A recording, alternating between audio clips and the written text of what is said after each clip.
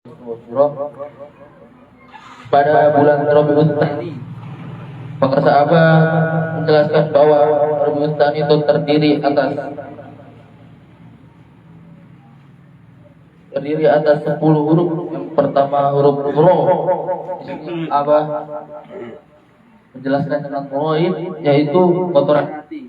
Yang kedua birrul walidain, yaitu huruf ba. Birrul walidain. Yang ketiga yaitu huruf ya, yaitu yadullah, tangan Allah. Yang keempat yaitu huruf ain, yaitu ilmu. Yang kelima alif pertama yaitu inabah. Yang keenam huruf lam, yaitu latifah. Yang ketujuh huruf sa, yaitu sawab atau pahala. Yang kedelapan alif yang kedua yaitu iman. Yang kesembilan nun, yaitu tiat. Yang ke-10 ya, yang terakhir. Pada kesempatan kali ini saya sedikit menjelaskan tentang huruf yang keempat, yaitu ain. Pengersa Abah menjelaskannya dengan ilmu. Ilmu itu berasal dari kata alima ya'lamu ilman, yang artinya adalah mengetahui. Artinya itu mengetahui, alima, mengetahui. Nah, jadi makna dari ilmu adalah yang diketahuinya itu. Jadi ilmu itu adalah sesuatu yang diketahui. Allah Subhanahu wa taala berfirman, Yarfa'il bismillahirrahmanirrahim, yarfa'illahu alladhina amanu minkum walladzina utul ilmu darajat. Wallahu bima ta'lamunal khabir. Yang artinya Allah akan mengangkat derajat orang-orang yang beriman di antaramu dan orang-orang yang diberi ilmu beberapa derajat. Artinya tidak hanya beriman saja Allah mengangkat derajat seseorang, tetapi juga dengan meraih ilmu. Nah, apabila kita memiliki ilmu, maka Allah juga akan mengangkat derajat orang yang berilmu tersebut.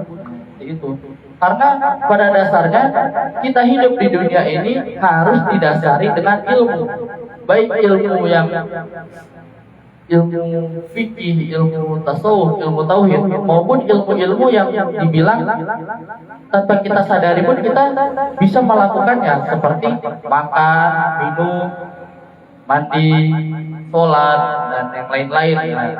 Itu tanpa kita sadari, itu juga termasuk ilmu yang dimiliki. Itu karena kalau kita tidak memiliki ilmu untuk makan, maka tidak akan tahu cara makan itu bagaimana, cara minum bagaimana. Itu sudah termasuk dengan ilmu. Maka dapat disimpulkan di dunia ini tidak ada orang yang layak disebut sebagai orang bodoh, karena bukan bodoh tetapi belum mengetahuinya. Nah, apabila mengetahui pasti akan tahu seperti itu. Maka diwajibkan manusia itu untuk mencari ilmu. Dalam hadis Nabi sallallahu alaihi wasallam, thalabul ilmi fardhu ala kulli muslimin wa muslimat. Mencari ilmu itu wajib bagi setiap muslim laki-laki maupun muslim perempuan. Tidak laki-laki saja, tetapi perempuan juga wajib untuk menuntut ilmu. Karena apa? Karena dengan ilmulah seseorang itu dipandangnya tinggi, seperti itu. Karena jangan hanya dipandang oleh Allah saja, tapi sesama manusia kita menganggap sepele. Nah, harus dengan ilmu tadilah seseorang ini akan dianggap tinggi oleh orang lain, seperti itu. Nah, terus dalam menuntut ilmu juga Umar bin Khattab juga pernah menyebutkan ada 3 tahapan orang dalam mencari ilmu. Yang pertama adalah tahap sombong. Karena pada dasarnya setiap orang yang baru memiliki ilmu, dia akan merasa sombong bahwa dirinya lah yang merasa paling bisa, seperti itu. Nah, saya juga merasakan dulu pas di pesantren juga seperti itu. Baru dapat ilmu sedikit sudah merasa sombong, seperti itu. Itu adalah tahap ilmu yang kedua. Tidak salah tetapi diwajarkan karena baru memiliki ilmu, seperti itu sudah dijelaskan. Nah, yang kedua tadi lanjut tahap kedua, apabila dia telah memiliki lebih banyak ilmu, maka dia akan masuk ke tahap yang namanya tahap tawadhu. Nah, tahap rendah hati. Nah, dia mulai masuk tahap ilmu saya masih sedikit, berarti masih kurang, masih ingin menambah lagi gitu. Tapi ini masih yang namanya tahap, belum masuk yang namanya fase seperti itu. Masih tahap, dia masih perjalanan untuk menuju tawadhu seperti itu. Nah, lalu masuk ke tahap yang ketiga, apabila dia telah memiliki banyak ilmu, maka dia akan merasa tidak memiliki apa-apa lagi seperti itu. Seperti pakar sahabat, tidak mau apa-apa, tidak punya apa-apa seperti itu. Nah, apabila ilmu seseorang telah tinggi, maka akan menyadari bahwa semua ilmu itu datangnya dari Allah seperti itu. Tidak ada yang harus disombongkan karena semuanya itu ada dari Allah seperti itu. Jadi semakin tinggi padi maka semakin menunduk seperti itu pepatahnya. Jadi semakin tinggi ilmu seseorang maka harus semakin merendah seperti itu. Karena ilmu itu bagaikan air. Dalam kitab Talimut Talim ada jelaskan bahwa ilmu itu bagaikan air. Karena semakin tinggi suatu daratan, ilmu itu akan menjauh dari daratan yang tinggi seperti itu. Kalau kita sombong, maka ilmu akan menjauhi kita seperti itu. Maka ilmu itulah yang harus dipelihara dengan cara rendah hati. Tidak boleh sombong seperti itu. Dalam mempelajari ilmu, ada ilmu yang wajib dipelajari ketika dalam hidup ini. Ada 3. Yang pertama ilmu fikih, yang kedua ilmu tauhid, yang ketiga itu ilmu tasawuf. Nah, kenapa 3 ini? Karena 3 ini itu penting, hukumnya itu fardu ain, bukan fardu kifayah. Karena fardu ain itu wajib untuk diri masing-masing. Nah, kenapa yang 3 ini? Karena ilmu fikih gunanya untuk memperbaiki ibadah. Nah, kalau kita ibadah tidak memiliki ilmu fikih, maka akan tidak pas itu ibadahnya, akan kemana-mana, kesana kesini. Nah, gitu. Terus yang kedua ilmu tauhid, yaitu untuk memperbaiki akidah tauhid tadi. Akidah bagaimana?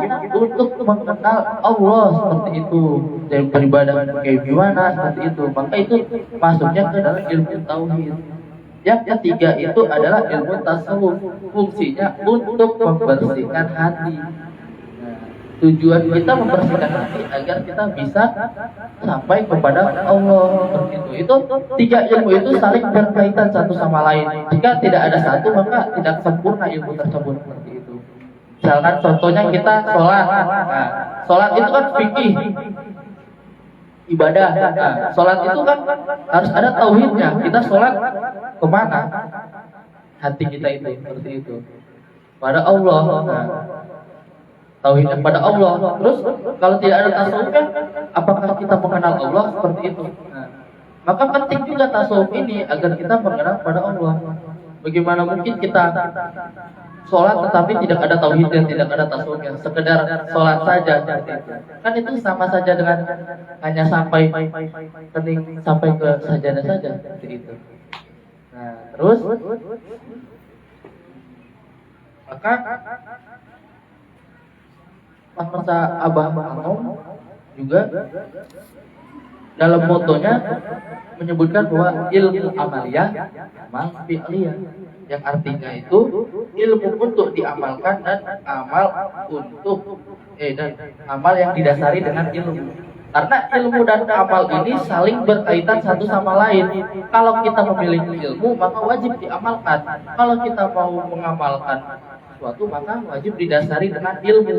Karena ilmu tanpa amal itu jatuhnya gagal, amal tanpa ilmu jatuhnya batal. Contoh, kita melakukan sholat maghrib. Kalau kita sholat maghrib, tetapi kita tidak ada ilmu untuk melakukan sholat maghrib, niatnya tidak tahu, tata caranya tidak tahu, maka sia-sia sholat kita itu hanya sebatas main-main saja kayak gitu. Batas gerakan saja. Tetapi kita melakukan, kita Misalkan punya ilmu nih, kita tahu tata cara sholat maghrib bagaimana, tetapi kita tidak melaksanakan ilmu tersebut, maka ilmu tersebut itu akan sia-sia, tidak terpakai. Maka dari itu ilmu amaliyah, amal fi'liyah seperti kata Abah Anwar itu wajib itu saling berkaitan satu sama lain itu. Nah, terakhir apabila kita telah mencari ilmu, mendapatkan ilmu, nah, maka wajib bagi kita ada pepatah mengatakan sabatul ilmi bil mudzakarah wa karomatuhu bil hikmah wa naf'ahu bil syekh. Artinya panjangnya ilmu atau terjaganya ilmu itu dengan cara mengulang-ulangnya, mudzakarah, mempelajarinya lagi, belajar lagi, agar apa? Agar tidak lupa. Ilmu itu bagaikan hewan liar, kalau tidak diikat maka dia akan kabur gitu. Kalau tidak diamalkan juga akan kabur ilmu itu, seperti itu, akan lupa. Nah, maka harus diikat ilmu itu. Sabatul ilmi bil mudzakarah wa qarabatuhu bil hikmah. Berkahnya ilmu itu dengan hikmah, seperti itu. Maka pengersa Abah telah memberikan tata cara amaliyah harian itu ilmu dari Abah, amalan juga dikasih sama Abah. Dengan hikmat kita amalkan, maka kita hikmat kepada pengersa Abah, seperti itu. Nah, itu adalah hikmat, suatu hikmat yang besar seperti itu, dengan mengamalkan apa yang diberikan oleh pengersa Abah. Karomatuhu bil hikmah wa naf'ahu bi ridho syekh, dan manfaatnya ilmu itu dengan ridhonya guru itu. Percuma kalau ilmu banyak tetapi guru tidak ridho, maka ilmu tersebut tidak akan bermanfaat, seperti itu. Maka bagaimana cara agar guru ini ridho? Caranya dengan tadi berkhidmat, dengan cara menuruti apa yang diperintahkan oleh pengersa guru, seperti itu, pengersa Abah. Nah, maka apabila telah terjalan tiga tadi, maka sempurnalah ilmu tersebut, seperti itu. Dalam mencari ilmu juga membutuhkan yang namanya seorang guru. Guru ini kan banyak. Nah, guru ini ada tiga golongannya. Yang pertama guru taktu, kedua guru bantu, ketiga guru khusyuk. Guru taktu itu yang gimana? Guru taktu itu yaitu orang tua, guru yang sudah tentu.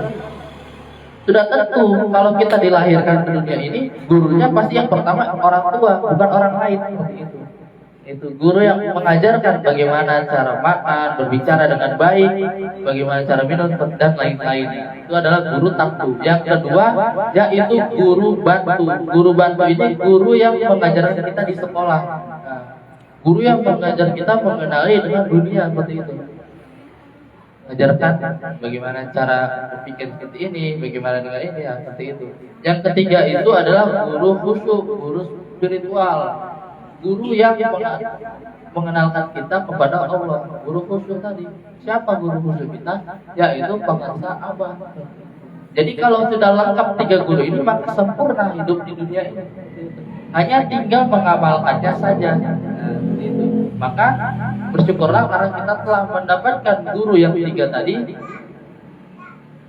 Dan marilah bersama-sama